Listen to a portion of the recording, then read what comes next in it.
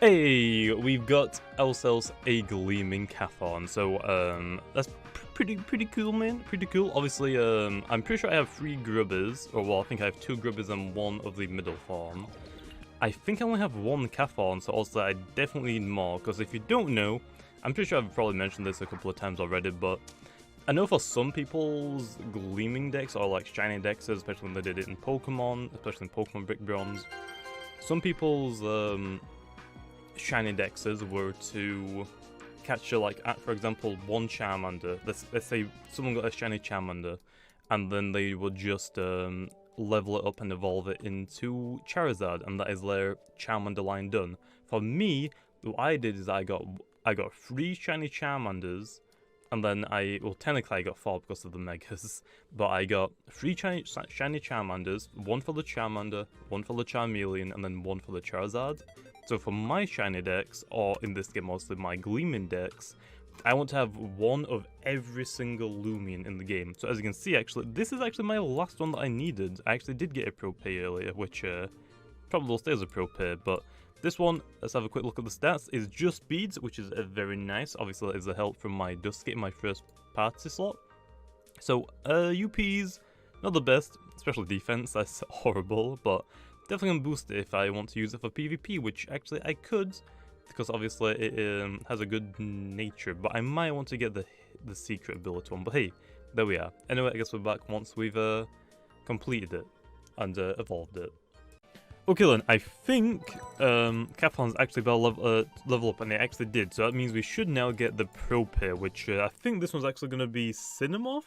So at least we'll get to see what the middle form is, which also I've already done a video on that one. It should have been up before this one at some time.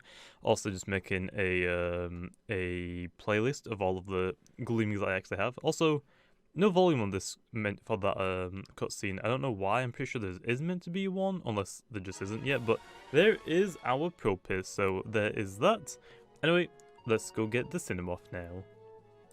Oh heck, Pro Pair's evolving. Wasn't expecting this at all.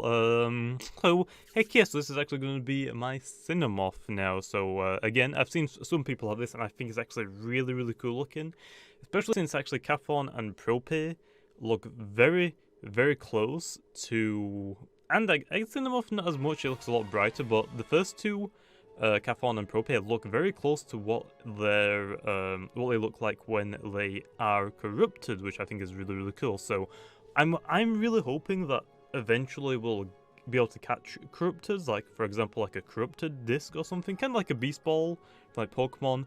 At least you don't need to have, you don't need to use beast balls to catch Ultra Beast, but make them a lot easier. But I think they should definitely have like a disc in the future that also means that you can catch corruptors, and you only can catch them. And it's kind of like another gleaming form or another shiny form. I think it would be really cool. I don't exactly know if this is true or not for corruptors anymore, but originally when corruptors were being talked about before the game was released, when you encountered a corrupted, all of its stats were actually meant to be raised by 1. So also when if you found, like for example, a corrupted, and I was to say corrupted Geklo, for example, it would also have its normal stats, but it would be like, for example, if you stretch in this game, also raises your speed by +1, it will pretty much raise all of its stats by +1, just make it a little bit harder. I don't actually know if that happens though. I really don't pay attention really when I actually find them, so I'm not really too sure. If anyone can let me know in the comments down below, that'll be helpful. But it was originally meant to do that. Now also if you catch them, and if it still does give you stats in the game right now, if we can catch them in the future, I feel like that ability should be taken away. That should only be for wild encounters, otherwise PvP is just going to be full of corrupteds. Why would you use anything else when you can get +1 on everything? So if you do have the ability to capture corruptors in the future, I don't think they should give you plus stats when also you send them into battle. I think that should just be a wild encounter thing, but definitely be cool to see like corruptors be capturable in the future, or like have even more gleamings. Also right now we only have alphas, which is what the Cinamoth actually is, and it looks amazing. That would also be really cool in the future as well if we like got even more. Like also we're still waiting for for the Gamma Gleams. If we could catch corruptors, that would be really nice. Also we've got like we're still waiting like to see if there's any rainbows in the game. Also, if you guys remember Rainbow Bidoof, and I'm pretty sure Lily S actually had a Rainbow Mew in the game. Also, as well as like a Shadow Ho-Oh that I'm pretty sure our hero had.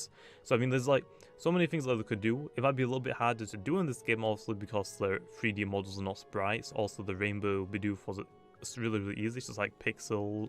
It's pretty much like every few pixels are just different colors, and they just do it so it goes over. 3D models, I think that's gonna be a little bit harder to do to make it go from like, let's just say blue, green, yellow, and then for that to transfer all the way over rather than just all of it being yellow and then second later all of it being blue, kind of like most of the V3s. I feel like those rainbows won't be as cool, to be honest, but oh well. But anyway, there is the Cinamoth, so I'll see you guys next time.